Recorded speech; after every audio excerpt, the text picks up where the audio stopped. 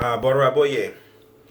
So right now there's segments of the community that are just astonished and reeling in the wake of this case of ex-officer Amber Geyer and Botham Jean. If you don't know the story, basically this Dallas police woman, white woman, somehow enters into the apartment of Botham Jean, black man of Caribbean descent, and she finds him in his apartment eating ice cream. She mistakes it for her apartment. She pulls out her weapon, opens fire, kills the man, which that were not strange enough, that she didn't know it was her. She couldn't distinguish her own apartment from someone else's. I don't know how that's possible, but then she refuses to administer first aid. She doesn't call 911. She just lets the man die. And then she refuses to turn herself in. And then eventually, however, she turns herself in and the process begins. They have the trial. She's found guilty. Okay. At the sentencing, they gave her 10 years. And in that sentencing trial, Botham's brother, his younger brother, gets up to make a statement. It's common that, I think that's part of the legal process. You get a chance to face your accuser and, or the perpetrator, and you get to say some stuff. And so the brother gets up and he forgives Amber Geyer. He's just all forgiving, and then he asks the judge. He's pretty pleading with the judge. Please, can I give her a hug? The judge says yes, and he goes up and he hugs her. It's a tight, warm embrace. I've seen the video footage of that part of it, and the judge sheds a tear, and the father then comes up and he says he's totally forgiven her and he'd like to be her friend someday, right? And the judge comes out and she gives the ex-officer a hug, and it's all very peculiar.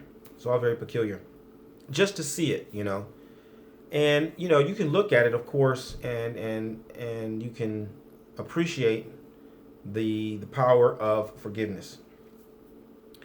And I think that's powerful. It is powerful. I don't want to dismiss that or overlook it, but from the perspective of those of us who practice Orisha lifestyle, I think this is a fantastic opportunity for us to really examine what our position should be according to our practice, according to our belief system. And so I want to share some teachings from IFA according to the sacred text, and give some insight and perspective on what our values are and how we should respond to them according to IFA. So this is the School of Orisha Studies, and I am your teacher. I'm your instructor, Obafemi Origunwan. So today's lesson is going to be on the balance of personal forgiveness and practical implementation of the law. Okay? Personal forgiveness and practical implementation of the law. So I want to say, from a clinical perspective, from a psychological perspective, it is absolutely crucial that you learn to forgive. You must forgive. You have to forgive. You have to. Especially the more powerful you are, the greater you are, the more authority you have, the greater your position, the broader your scope of influence, you must be more and more and more and more and more forgiving. Okay? Why? From a psychological perspective, it's like emotional maintenance. You got to purge those bitter feelings. You have to purge those bitter feelings. Otherwise, they'll contaminate your internal system. They'll contaminate your heart. They'll totally distort your perspective. You will become bitter, resentful, and wicked from the inside out. You don't want that, especially if you're a powerful person. You do not want that. You know, there's a story of IFA that tells of Ori ascending the throne, becoming the supreme divinity, and Ori achieving that feat by just making the necessary sacrifice, paying homage to Olodumare and being able to open the Obi Alashe, the colonnade of authority. And when Ori does this, all the divinities attack Ori. They attack Ori one by one. Ogun, Shango, Oshun, Obatala, Oromila, Eshu, everybody fights Ori. And Ori defeats every divinity and sends them to the world. And when Ori sends them to the world, he gives them their natural gifts and talents. Right? Now, there's a couple of things that I'm drawing from when I share that particular story. That, just the highlights of that story. Oshun didn't attack Ori the way Ogun did. Obatala didn't attack Ori the way that Shango did, right? They approached Ori in different ways. The attack was totally different.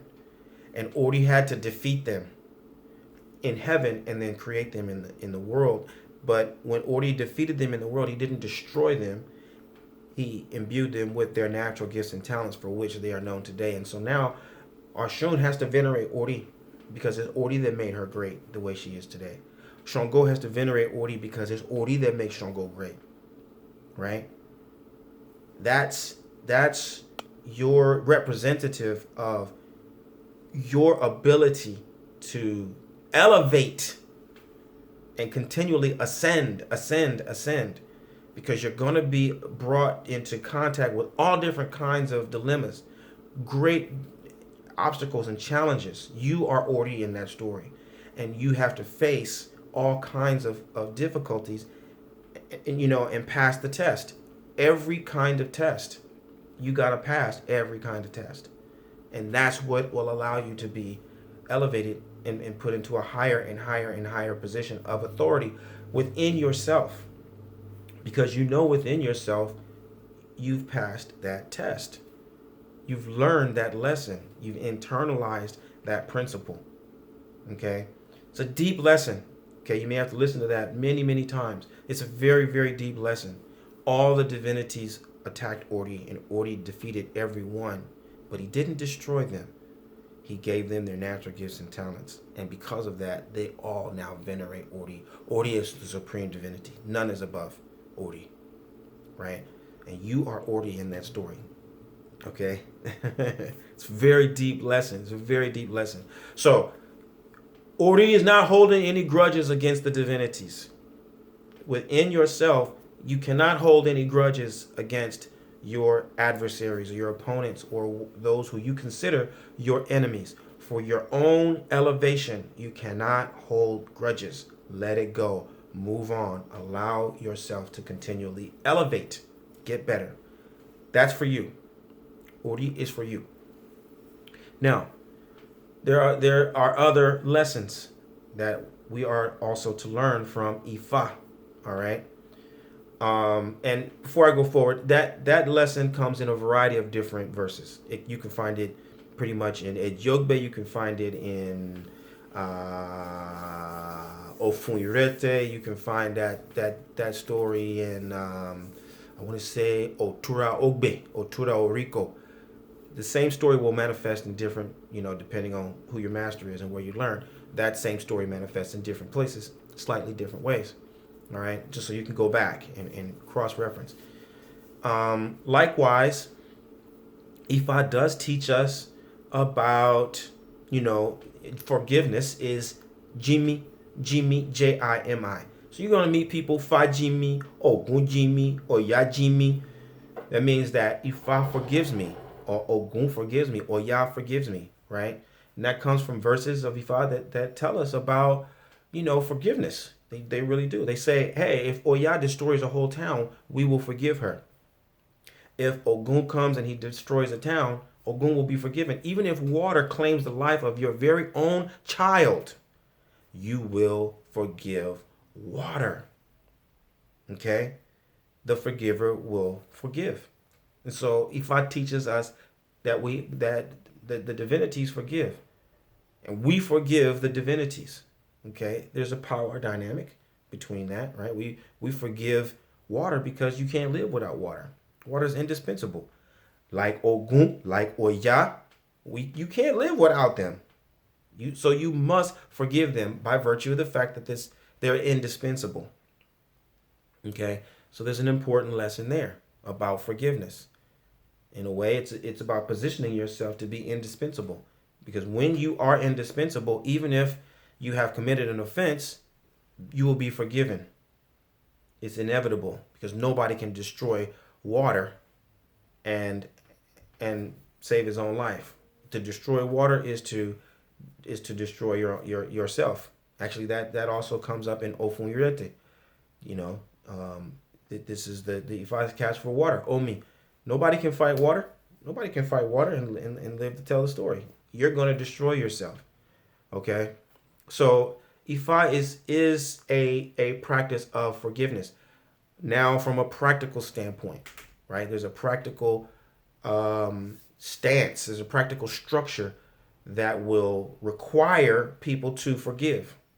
Okay? Thirdly, there is the practical application of the law. There is, the same power dynamic that dictates that you will forgive is the same power dynamic that will dictate the way the law is applied. Okay? So there's a story of Ifa, and I think this only shows up in Owarni Shogbe. I could be wrong. I only know it in Owarni Shogbe, wherein you have two neighbors. And these two neighbors they're relatively close, but one of them secretly hates the other. And so the first neighbor A, is going to become a cola nut farmer. Neighbor B, who's the secret hater, is doing all this stuff to try to undo him and trick him into sabotaging his cola nut farm. It gets to the point that neighbor A borrows this pot from neighbor B, and he's going to actually borrows a bunch of pots. The neighbor's got a bunch of pots, and they're clay pots, and so it's like when you propagate plants, you start them off in a small pot, and then they outgrow the pot, and you put them in a bigger pot, and then you take that and you put it in the ground, and it allows it to expand. You're allowing the roots to grow. So the neighbor B, the hater, has got these pots. Neighbor A needs them. He borrows the pots, he plants the cola nuts, and as the trees are nice and big, neighbor B, the hater, says, "I want my pots back." Now, the proverb, which exemplifies the custom, says, "The way I give you the pot is the way you got to give it back." Right? The way I lend it to you is the way so I give you something in a certain condition, you have to give it back to me in that condition. That's the law. So he demands, as the cola nuts are nice and big and they've got these beautiful fat pods on them and they're just ready to be harvested, neighbor B says, "I want all my pots. I want them right now, and I want them in the condition that I gave them to you." So he's like, "Wait a minute, I can't give them to you right now. I'm about to harvest my cola nut." He says, "I don't care. I want my pots, and I want them right now. Remember, the way I give it is the way you got to give it back, and I want it right now. So you can't break my pots. You can't, you know what I mean?" So he says, "I guess I got to go cut down all my trees, kill my harvest." Neighbor B says, "Yep, I guess you do." So they go, and then everybody in the community comes out, and they're like, "No. Give him just a few more months. He's gonna harvest all these fruits. Don't do that, And all this guy keeps saying is that this is the law. This is the law. This is the law. This is the policy. This is the policy. You ever have that situation where you calling some agency or something, they're just telling you the policy. But you're like, "I know the policy, but look, I just need 2 days, or I was 45 minutes, late, whatever. You're trying to negotiate the policy because of some very real human condition, and they don't care. The policy is the policy is the policy is the policy. You're going to do it the way we say do it.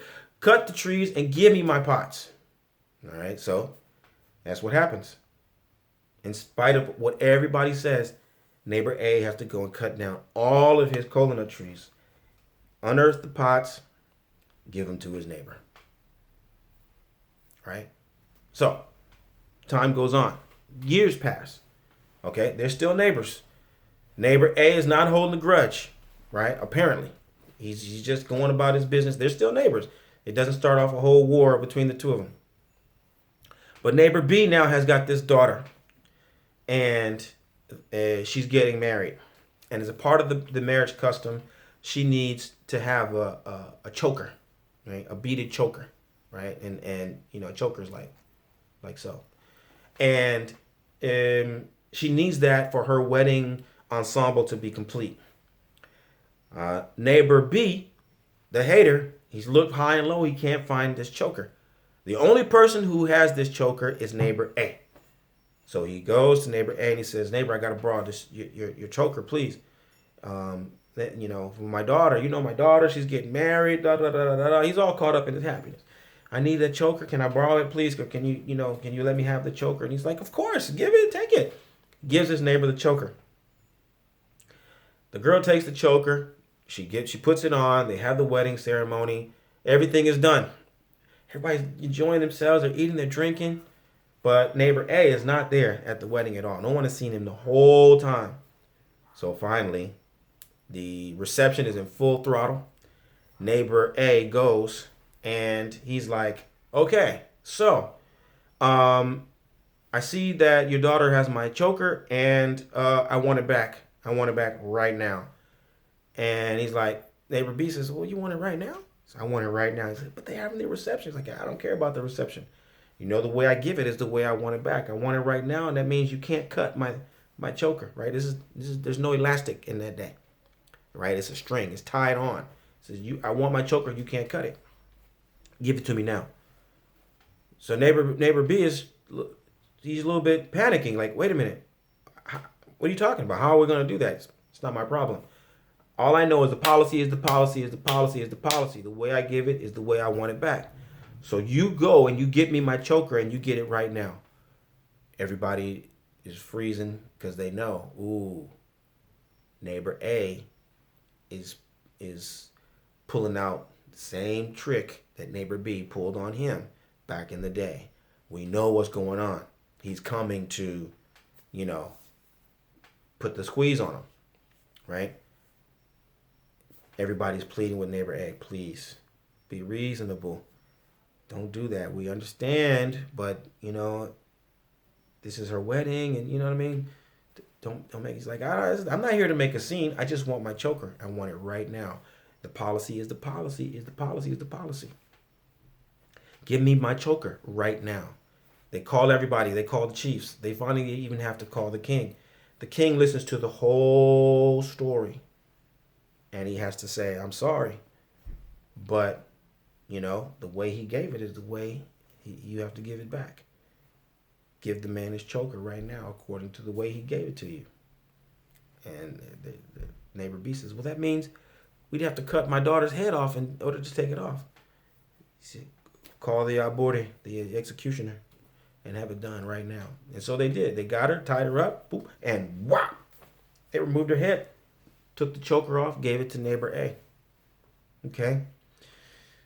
So, that's a very tough and brutal lesson. It's a very tough and brutal lesson. And so I'm going to leave it to you to think about, what is IFA teaching us there? How do we practically and judiciously apply the laws and the policies? What are the limits of forgiveness? At which point do you forgive? And at which point do you implement the laws? When is it correct? When is it fair? Okay? So I want to hear from you. I want to get your opinion and your perspective. I want to hear your verses and stories of IFA more so than your opinion. I want to know what you know about what IFA teaches. Not so that you can show off that you know more verses than I do, or you know what I mean, something like that. I really think that this is a necessary time for us to apply what the teachings of IFA would have us do, what we need to be thinking about, how we need to form and reform our value system in order to create the kind of society that we truly need in order to go forward and occupy our just place in the society at large. We have to be able to answer these questions in an authoritative way that is in sync with our deepest values and our highest beliefs and aspirations. Because if we don't, if we fail to seek IFA's guidance on subjects such as this, then we're left to just the laws of the land. All we can do is refer to the laws of Texas. All we can do is refer to Christianity. All we can do is refer to Judaism or Islam or some other people's value system. And if that's what we wanted to do, then why are we practicing IFA? Why have Orisha lifestyle if we refuse to do the work to answer the most important questions of our day? Why go through the trouble of having beads and pots and titles if we're not willing to openly discuss and address what our belief system says about these situations? Not your opinion, not your feeling, not even your own personal experience. What does Ifa say? If you don't know Ifa, what does Erindin Logun say? And you could draw from your tradition. If you are from the Afro-Cuban school, or the Brazilian school, or the Haitian school, or the Dahomian school, or the Nigerian school, whichever the case may be, what does the sacred text tell you about the rules surrounding forgiveness? I want to know your input. Help us out. Let's help, enrich the situation to guide the people with wisdom. Aboru aboye, aboshishe.